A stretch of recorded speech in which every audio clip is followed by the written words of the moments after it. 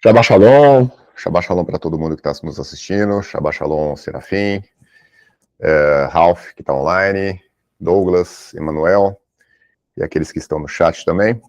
Nós vamos falar hoje sobre a crise de identidade dos discípulos de Yeshua. Uma crise de identidade que só pode acontecer porque existe uma confusão.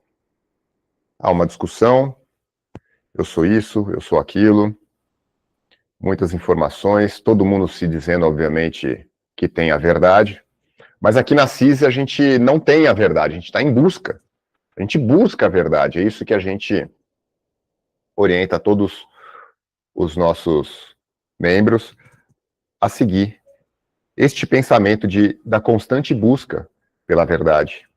Porque o momento que você acha que você já sabe alguma coisa, você fecha a porta para o aprendizado. Você fecha a porta para a possibilidade de expandir ainda mais o teu entendimento, corrigir algumas coisas que estão erradas, aprender com outras pessoas.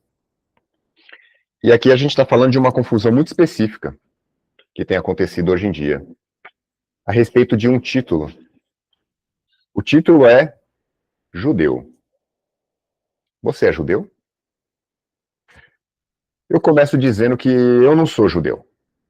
Assim, deixando isso bem claro, fica mais fácil. Já que isso chateia tantos aos que detêm os direitos autorais do termo, a gente não quer pagar royalty para isso, porque é um custo muito pesado, muito caro. Para os franqueadores de uma religião milenar, que se apossou de um nome que deveria servir para designar um povo, mas que hoje causa tanta confusão semântica, que a gente vai tentar esclarecer isso hoje. Para eles querem muito, o custo é muito alto. E você decide se você quer pagar o custo ou não. Ou se você quer sofrer a perseguição de qualquer marca perseguiria alguém que usasse o seu nome indevidamente. Porque é assim que eles estão vendo. É assim que está sendo visto. Se você se declara judeu, mas acredita em Yeshua, se você não é filho de mãe judia, você está usando o nome indevidamente e você é chamado até de antissemita. Chega a este ponto. Eles podem ter os direitos autorais, mas não pode te impedir, me impedir de dizer Ani Israel, eu sou filho de Jacob, eu sou da descendência de Abraham, do ramo de Isaac. Eu tenho uma ascendência judaica comprovada, mas eu não tenho interesse de fazer parte de uma religião tardia, ainda que milenar, nem de fazer uso de suas práticas, se essas não me ajudam a viver a Torá na sua essência. Isso conforme nos ensinou Rabino Yeshua HaMashiach.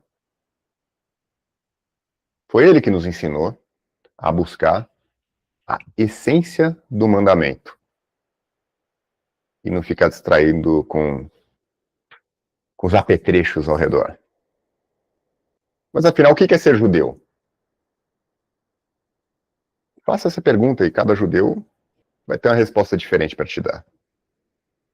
Para ilustrar isso, eu vou ler aqui um texto que eu peguei emprestado, né, uma fala de um rabino ortodoxo chamado Moshe Zeldman. É um rabino ortodoxo. Ele falou num canal chamado Sinai Speak. Fácil de vocês encontrarem se quiser. É só digitar Moshe Zeldman, Sinai Speak. Speak em inglês, tá? Eu vou ler esse texto, só para entender. Ele é rabino de uma congregação ortodoxa. Recebeu o rabinato em 1998, já tem alguma experiência. E, bom, vocês vão ver o que ele fala.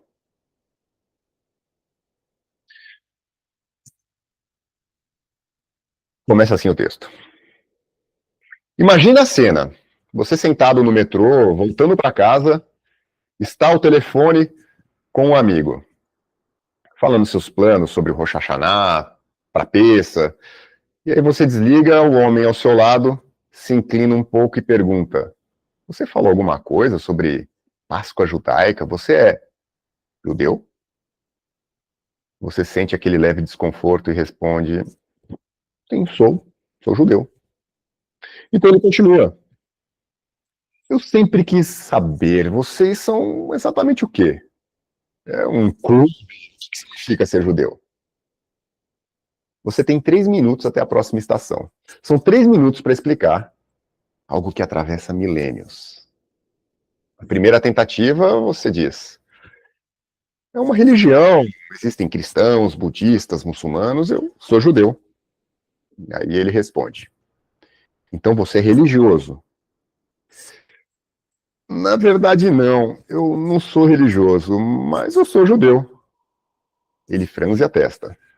Espera. Então é uma religião, mas você precisa ser religioso para fazer parte? Cristãos acreditam em Jesus, budistas em Buda.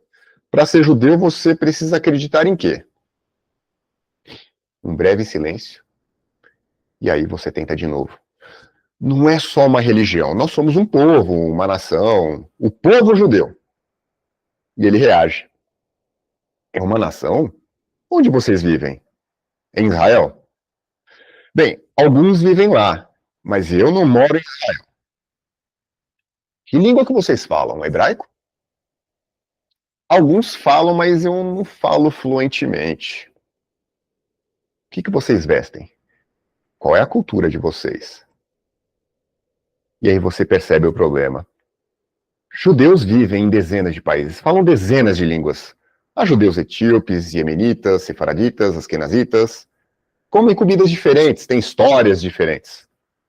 E ele conclui: então vocês também não são exatamente uma nação, porque franceses vivem na França, falam francês. Italianos vivem na Itália e falam italiano. O que liga vocês? Ou na terceira tentativa, você diz assim: talvez seja algo étnico. Nascemos de pais judeus, somos parte da mesma linhagem. E ele contra-ataca. Mas existem judeus convertidos, não existem? Pessoas que não nascem judias e se tornam judias, então não é raça também. E lá vai você. Não é só uma religião. Não é apenas uma nação, não é simplesmente etnia. Então o que é?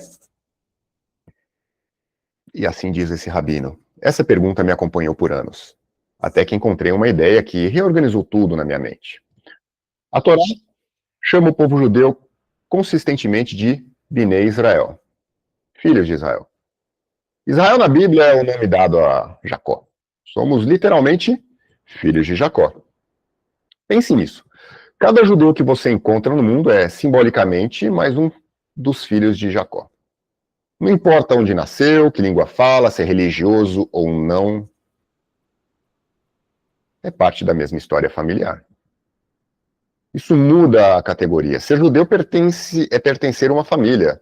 Famílias são estranhas, são diversas, são contraditórias. Elas brigam no jantar, discordam de política, moram em países diferentes e pensam diferente. Mas continuam sendo uma família. E o convertido? É alguém adotado. E quando alguém é adotado, ele não é meio da família. É família. Se senta à mesa, carrega o sobrenome e participa da herança. Lembro-me de caminhar na cidade velha de Jerusalém, descendo em direção ao muro ocidental, soldados israelenses seculares, turistas, judeus etíopes, pessoas discutindo animadamente, do jeito bem israelense de discutir. Olhei ao redor e pensei: somos provavelmente a maior família disfuncional do mundo. Mas ainda assim, família. Talvez essa seja a cola invisível, não importa se você pratica ou não, se vive em Israel ou na diáspora, se você observa as festas ou não. Existe uma consistência compartilhada de pertencimento. Não é apenas crença, não é apenas território, não é apenas sangue. É memória comum. É responsabilidade herdada, é uma história antiga que atravessa gerações. Ser judeu é fazer parte de uma família antiga, complexa e surpreendentemente resistente.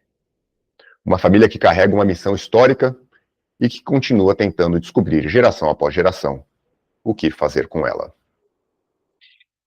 Essas são as palavras de Rabino Moshe Zeldman, no canal Sinai Speak, e que a gente aprende algumas coisas que talvez alguns de vocês que estão chegando agora não entendem sobre judeus. Ser judeu é um espectro enorme. Você vai encontrar judeu racídico, ortodoxo, moderno, judeu meia-boca que guarda algumas festas, judeu secular, que só é judeu porque é judeu, é igual católico não praticante. Você vai encontrar judeu espírita, judeu budista, judeu ateu, judeu que se diz praticante, mas é homossexual. Você vai encontrar rabino gay, rabino transgênero. Essa é a bagunça que você encontra. Não dá para falar só porque está muito distante de nós que judeu é uma caixinha e todo mundo que você coloca ali dentro é a mesma coisa. Saiba que é assim que eles pensam a respeito de quem acredita em Yeshua. Todo mundo é católico. Na cabeça deles não tem diferença nenhuma. Você é cristão, você é católico, idólatra, adora imagens, etc. Essa é a forma que eles enxergam essas duas caixinhas, judeu e cristão.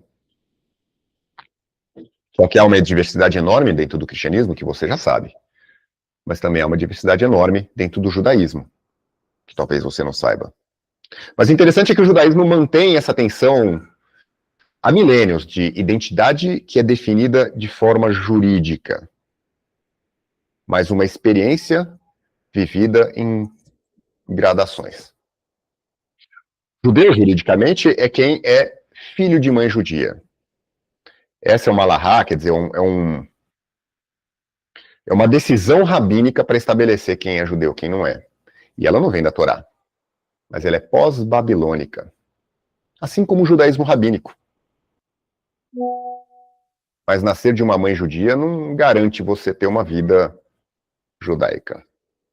Como disse, há judeu budista, judeu espírita, judeu ateu.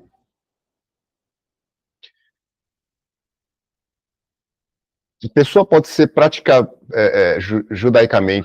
juridicamente judia, mas ter uma vida completamente depravada. Como disse aqui. Não vou repetir, mas vocês já entenderam o que é, porque senão a gente corre risco de ter problemas com o YouTube. Ninguém irá considerá-la não judia, exceto que experimenta dizer que você acredita em Yeshua. Experimenta. Há muitos judeus, muitos, que acreditam em Yeshua, mas não podem dizer por uma coisa que chama... Deu branco o nome da palavra agora. Ostracismo religioso. Se a pessoa diz, ela passa a ser excluída de uma sociedade toda. A sociedade que ela cresceu, que ela tem os amigos, que ela tem os seus familiares, é completamente excluída. Mas qual é a origem histórica do termo judaísmo? O termo judaísmo não aparece na Torá. Ele surge num período helenístico, após a conquista de Alexandre o Grande, lá em 333 antes da Era Comum, antes de Mashiach. No século II, durante a crise provocada pela helenização forçada por Antíoco Epifânio IV, aparece uma palavra grega chamada judaísmos, especialmente lá em 2 Macabeus, capítulo 2 e capítulo 8. O termo surge, na verdade, como um contraste à forma de viver grega, né, o helenismos. Judaísmo e o helenismo. Contraste de formas de ver, não são religiões. Embora há religião dentro dos dois. O judaísmo significava o modo de vida, então, em oposição à cultura grega. O termo surgiu como oposição a uma outra cultura. Inicialmente era um rótulo só cultural. E religioso, num contexto político de resistência. Com o tempo, assumiu o termo. Aqueles que eram, de fato, pertenciam ao Reino do Sul, Judá, começaram a se auto-chamar de judeus, de praticantes de judaísmo e etc. Ele passou, então, a designar esse sistema religioso estruturado, em que a maior parte dele, a sua estrutura é pós-exílico. Assim como o termo cristianismo foi um termo posterior que passou a identificar seguidores de Cristo, judaísmo também é um termo posterior, uma designação histórica tardia. Nem a Torá, nem o Taná usa o termo judaísmo. É uma construção histórica que foi se desenvolvendo e acabou tomando essa forma que hoje a gente conhece. Falando de exílio babilônico, e esse desenvolvimento, essa construção, né, desenvolvimento religioso, só para a gente entender rapidamente a cronologia, 600 mais ou menos antes do Mashiach, Nabucodonosor destrói Jerusalém. O próprio Taná afirma que isso foi uma consequência da infidelidade de Israel, idolatria e quebra de aliança.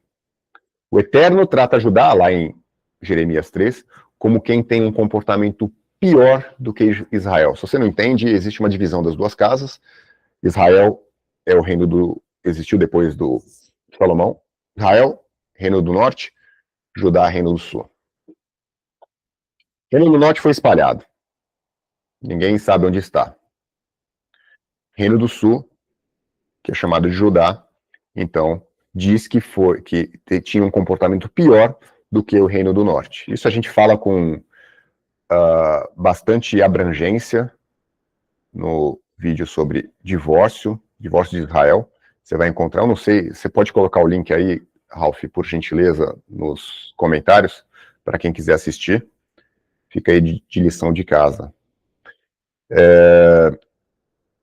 Foi na Babilônia, pela ausência do templo, pela ausência de sacerdote, que surgiram as sinagogas, as práticas substitutivas, porque sem templo, sem serviço, sem adoração, algo precisava ser feito para manter o povo unido com a mesma cultura, como um povo. Essa coesão realmente é muito importante, foi o que de fato sustentou por mais de 2000 anos, sendo judeu, como um povo só, embora espalhado pelo mundo todo. Mas é nesse cenário que surge o que é conhecido por judaísmo. Judá, o Reino do Sul, Reino de Judá,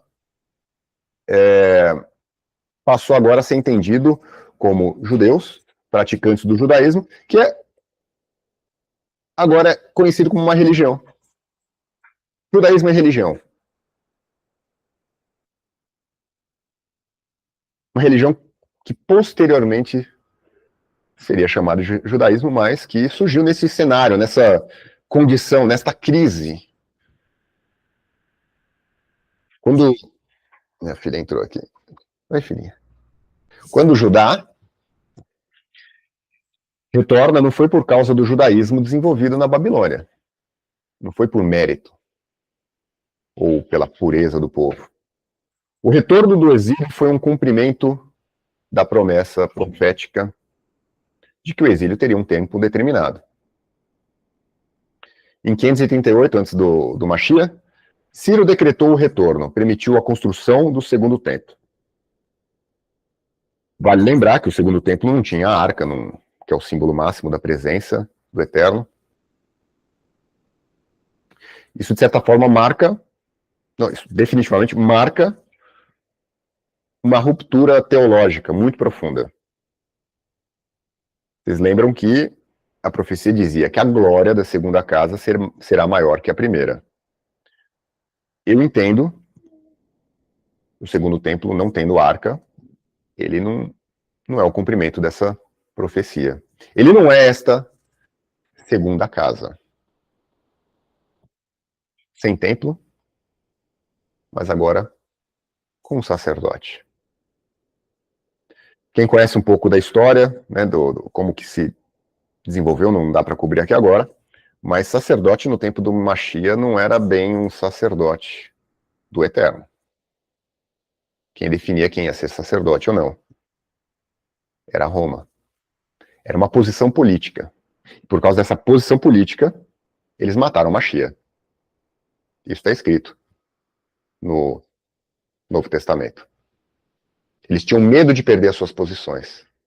E esses são os mesmos líderes que, a partir do momento que surgiu o Machia, que o Machia morreu por nós, ressuscitou, subiu aos céus, fez todos os milagres, esses foram que começaram a trabalhar para esconder o Machia do povo.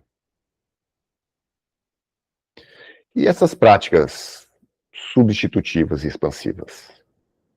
Que são elas? Como disse antes, sem templo surgiram práticas religiosas que tinham a intenção de substituir o que antes era feito no templo. Práticas que o Eterno nunca ordenou.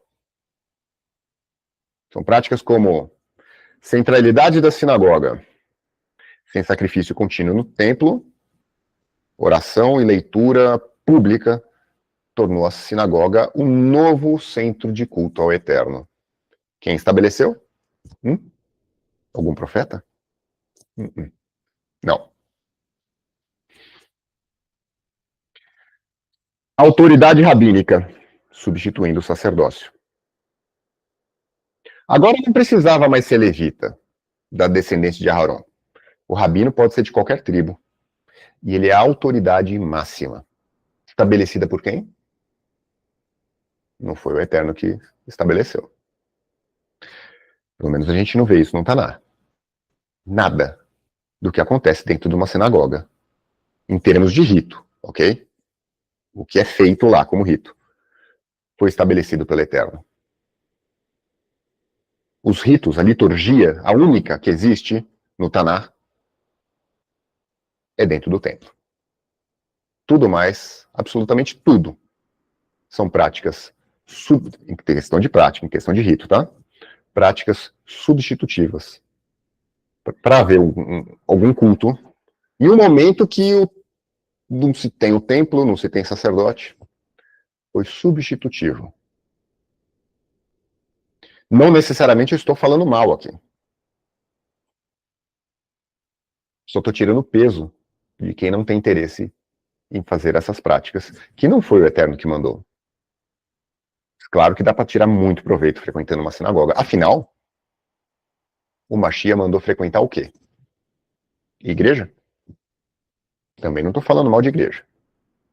Mas é dentro de uma sinagoga que se ensinava a Torá. Ninguém tinha acesso aos livros. Não existia nem imprensa.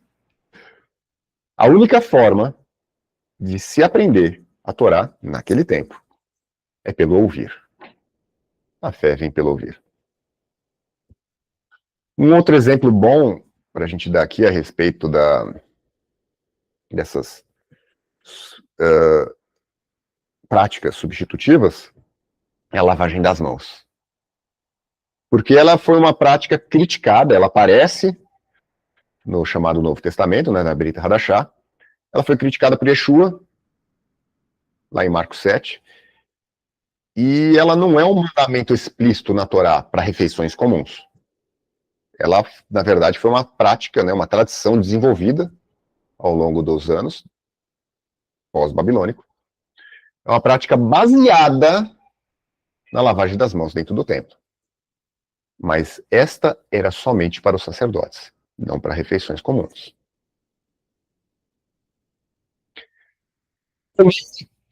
Foram criadas as cercas alárricas. O que são cercas alárricas? São acréscimos preventivos. Para evitar você quebrar o mandamento, coloca-se uma cerca. Mas essa cerca acaba virando o mandamento por si só. Então, para evitar quebrar essa cerca, que seria o mandamento, cria-se uma outra cerca. E isso vai acrescentando e torna a coisa muito pesada. Yeshua criticava muitas dessas tradições porque elas, de tanto inchar, elas acabavam invadindo outros mandamentos. Logo, anulavam a palavra do Eterno. Nesse mesmo texto sobre a lavagem das mãos, a gente aprende sobre isso. E também, citar uma quinta questão a respeito dessas práticas substitutivas, né? A regulamentação sabática, que eram extremamente detalhadas. São extremamente detalhadas. Diversos conflitos no Evangelho a gente vê a respeito de cura, né? A respeito de ajudar ao próximo no Shabat. Não se pode ajudar? Não se pode praticar cura no Shabat? Isso sempre foi uma discussão. Você encontra em textos da tradição a respeito desse assunto. Eu estou tentando recordar aqui qual foi a aula que nós gravamos e que eu trouxe um texto sobre isso, mas não estou conseguindo lembrar. Eu acho que é o sobre Ahavá, amor. Se pode ou não pode curar no Shabat. Afinal, as interpretações tornaram-se mais centrais do que, de fato, o propósito do mandamento. Aqui estou falando do Shabat, mas isso se estende para todos os outros mandamentos. Com relação ao Shabat especificamente, a gente pode pegar um que incomoda bastante. Você não pode trabalhar. Então, um dos trabalhos que você não pode fazer é tosquiar um animal. Cortar o pelo do animal, para quem não entende.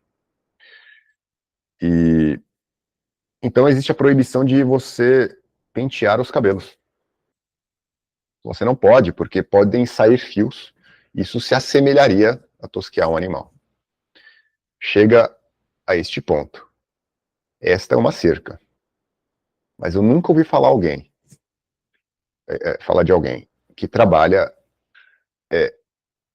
tosqueando gente, a não ser que a pessoa seja um cabeleireiro, mas tosqueando o próprio cabelo, não sei.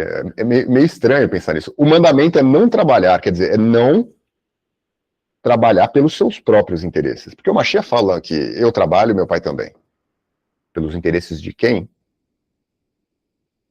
Não é pelo dinheiro. Mas, enfim, essas práticas surgem no contexto de crise espiritual do povo. Algumas podem até preservar valores, mas muitas deslocam o foco. Agora, que tipo de instrução temos nos escritos comumente chamados de Novo Testamento? Foi ali que a gente conheceu Yeshua, não foi? Ninguém está aqui, imagino, porque ouviu a Torá de um rabino ortodoxo, está? Nós estamos aqui por causa do único rabino chamado Yeshua. E o que aprendemos, então, nesses escritos? Embora a conversão ao judaísmo envolva uma adesão formal a um sistema rabínico, aprendemos que Yeshua, nosso rabino, faz um chamado à conversão ao eterno, através de arrependimento e retorno à essência da Torá. A gente precisa saber que é importante separar o que é tradição, seja boa ou ruim, existem tradições boas e ruins, e o que é a essência do mandamento. Se a tradição é boa e você quer, e ela te ajuda a cumprir com o mandamento, você quer usá-la, tá tudo bem, não tem problema nenhum. Não chame a tradição de mandamento, só isso. Não chame o outro de pecador porque ele não cumpre com a tradição. Ou porque ele cumpre o mandamento de uma forma diferente da tua. Às vezes mais superficial e às vezes mais profunda. Às vezes você só está cumprindo porque te mandaram, mas não entendeu a coisa. E ele que entendeu, aplica de uma forma muito mais profunda. E por ignorância chama ele de pecador, porque ele não faz da forma como que você aprendeu a fazer. Porém, para quem não é nascido na tradição, quem não teve a oportunidade de ouvir a Torá, cada Shabá, nas sinagogas, como ensina em Atos 15, para poder fazer essa distinção, né, de mandamento, tradição, né? Para esses é definido, nesse Atos 15, algumas instruções básicas para começar a frequentar a cada Shabbat a sinagoga e ir aprendendo aos poucos os mandamentos da Torá. Como ele deveria se comportar, o que ele deveria comer, o que ele deveria evitar. Como o nosso rabino Yeshua falava, façam o que ensinam, mas não façam o que eles fazem, porque são hipócritas. Sendo assim, gentios não são obrigados a assumir esse sistema religioso. Devem receber orientações básicas, primeiros passos, e aí aprenderiam o restante da Torá progressivamente, mandamento após mandamento. Paulo combate essa imposição de tradições identitárias sobre o convertido. A gente aprende isso naquela discussão que ele teve com Pedro. Vale mencionar que Pedro brigou, que ele brigou com Pedro sobre influenciar gentios com a tradição. Esse mesmo Pedro foi aquele que teve a visão no telhado, foi o primeiro a entender a respeito da entrada dos gentios na aliança, através daquela visão, que cumpre com Oséias 2. Depois vocês dão uma olhada. Oséias 2 e Atos 10 e 11 ali tem um paralelo enorme. Mas disse assim Paulo para ele: se tu, sendo judeu, vive como gentil e não como judeu, por que você obriga os gentios a viverem como judeus? Hipócrita. Hipócrita. Todos nós somos hipócritas. Algumas pessoas têm as figuras bíblicas, obviamente, aqueles que escreveram a Bíblia, como até seres, assim, santos, né? Nossa, eles não erram. A gente vê muito erro. A gente vê questão lá de Paulo com Barnabé. Existem problemas. Todo ser humano é problemático. Paulo mesmo fala que ele é problemático em Romanos 7. Mas tem gente que se acha limpinho. A gente aprende nos textos da Brit Hadashah que o foco não é a identidade religiosa, mas a fidelidade ao Eterno. Quer dizer, o cumprimento com os mandamentos. E o principal mandamento é amar ao próximo. E às vezes a gente não vê isso nesse que se diz limpinho. Hipócrita. Mas qual que é o problema com o sistema religioso judaico? O problema é que ele é pesado. Eu já citei alguns exemplos, mas vamos dar mais exemplos, né? Você vai ao banheiro, não pode tocar nas suas partes íntimas. Pode ver, Shulchan Aruch fala sobre isso. Você deve se vestir debaixo do lençol, que a presença do Eterno preenche todos os lugares. A pergunta é, não preenche debaixo do lençol também? Você deve calçar um sapato de determinado lado primeiro, depois o outro. Logo que acordar, você tem que lavar as mãos e se teu banheiro for certa distância, você tem que ter uma bacia debaixo e lavar com a bacia debaixo d'água, debaixo da cama. É isso que você quer? Você quer ser judeu? E isso te torna uma pessoa melhor. Mas isso não é o que a gente aprende na Torá de Yeshua. A Torá de Yeshua não tem foco em ritos e traduções. O foco é completamente voltado à renovação do caráter humano, na justiça, na misericórdia e na fidelidade.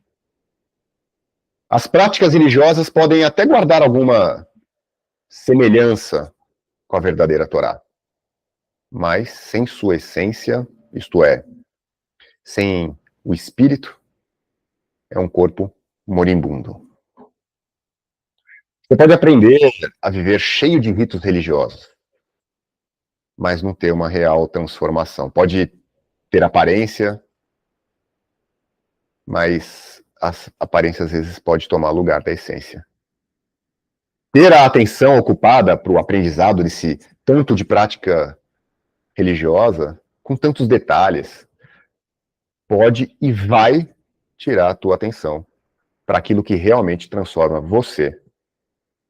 E você ainda vai achar mais santo do que os outros, porque você se parece santo, mas um sepulcro caiado. Pode estar com o seu talit, pode ter uma barba enorme, né? Mas o seu talit só está embrulhando uma péssima pessoa que você é, se você não segue os mandamentos da Torá. Segue só tradições, sem a sua essência. A essência da Torá te transforma numa pessoa melhor. É isso que as pessoas estão vendo em você? É isso que você vê no seu líder religioso?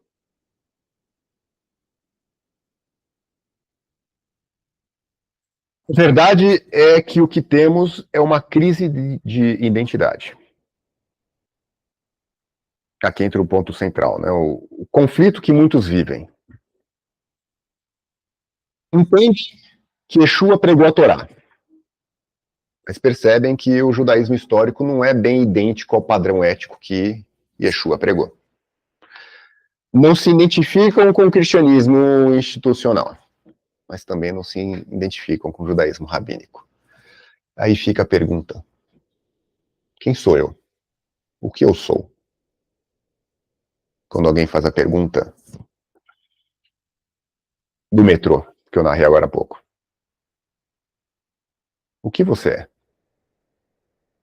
Embora no início isso possa parecer uma confusão, só é uma confusão porque a gente foi ensinado a se colocar dentro de caixinhas, caixinhas já estabelecidas, prontinhas para você escolher qual que você quer. Mas a Bíblia não é um livro de caixinhas. Não é um livro chamado de caixinhas judaísmo ou cristianismo. Nem mesmo é um livro sobre religião, mas é um livro sobre moldar o caráter. A Torá nos ensina que temos que ter caráter de israelitas. Se vivermos segundo os mandamentos do Eterno, nós somos como naturais da terra. Não é teu kippá, teu talit, cumprimento do teu peot, as tuas práticas ritualísticas que fazem você parte do povo do Eterno. Mas é a tua dedicação ao próximo e ao Eterno, através das suas mitzvot, dos seus mandamentos. Mas não é isso que a gente tem visto. O que temos visto são pessoas se degladiando por causa de um nome, que é quase uma marca, judaísmo, escrito com neon. As escrituras falam das ovelhas perdidas, as ovelhas espalhadas. Falam da dispersão de Israel antes da dispersão de Judá. Judá, judaísmo. Israel vem antes. Nós não sabemos onde estão as 10 tribos de Israel, que foram espalhadas 700 anos antes de Yeshua. As escrituras também falam da promessa da reunião deste povo perdido. A reunião das duas casas, Judá e Israel, ou judaísmo.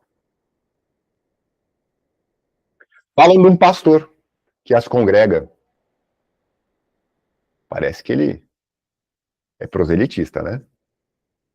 Judaísmo não é. Não é hoje, mas já foi. O pastor é Yeshua HaMashiach. Yeshua é apresentado como aquele que reúne, aquele que as ovelhas ouvem a sua voz. Este é o nosso rabino. Escutem a voz dele, e não do rabino que quer te enfiar práticas judaicas goela abaixo, mas que não vive uma vida reta segundo os princípios éticos que ele mesmo prega na sinagoga. Prega, mas não faz. Você fica aí, vê isso e não julga? Você vê o teu líder religioso desta forma, vivendo uma vida que não é nem um pouquinho ética, falando dos outros e não julga? Continua debaixo dele caladinho? Porque quer ser judeu? O que define Israel? O que é que define a identidade israelita? Sangue? Sistema religioso? Autoridade rabínica? Ou a aliança? Eu vou dar um exemplo aqui. Eu sou italiano, tenho cidadania italiana, tenho todos os direitos legais, mas eu rejeito o prosciutto, que é o presunto de Parma aqui no Brasil, não como frutos do mar, não faço parte da religião apostólica romana, e tem mais, eu não cresci, não nasci nem cresci em Israel, na Itália. Eu não recebi plenamente a tradição italiana.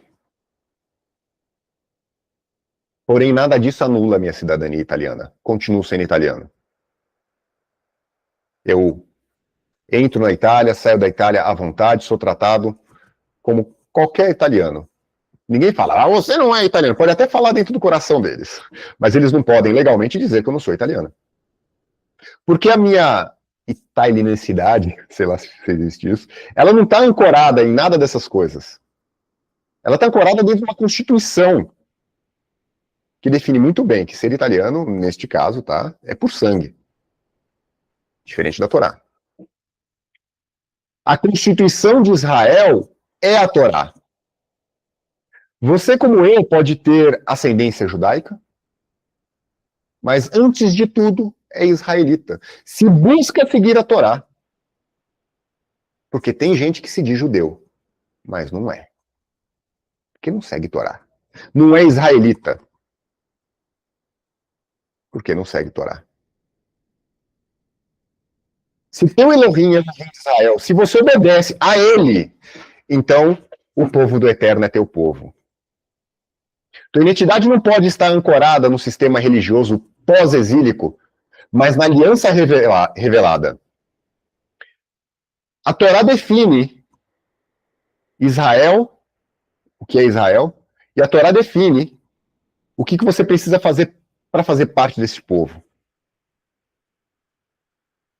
É pela Torá, é por abraçar essa aliança, com todo o desejo do teu coração, praticando o mandamento e, claro, aceitando o sacrifício de Yeshua, que torna o cumprimento da Torá efetivo na tua vida. De nada adianta cumprir Torá se não tiver Yeshua. Nada, nada, nada, nada.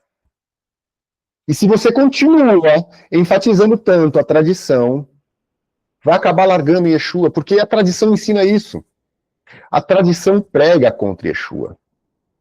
E começa por negando a divindade dele. Assim, não nos consideramos judeu. Não no sentido religioso. Não seguimos um sistema chamado judaísmo.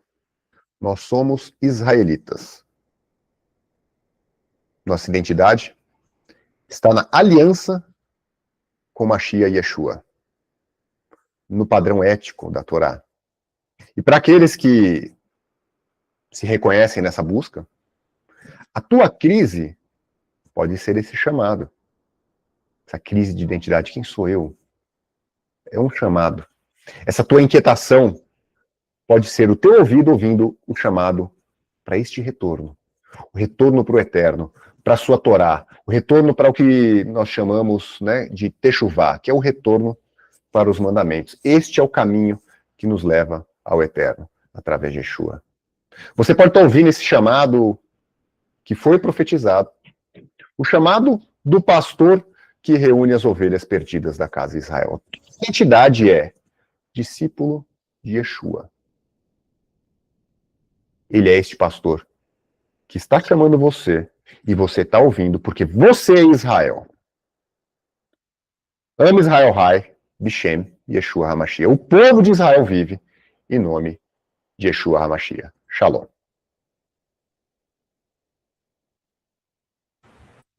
Shalom, Todá. Caramba, que reflexão boa, que coisa gostosa de ouvir, de pensar.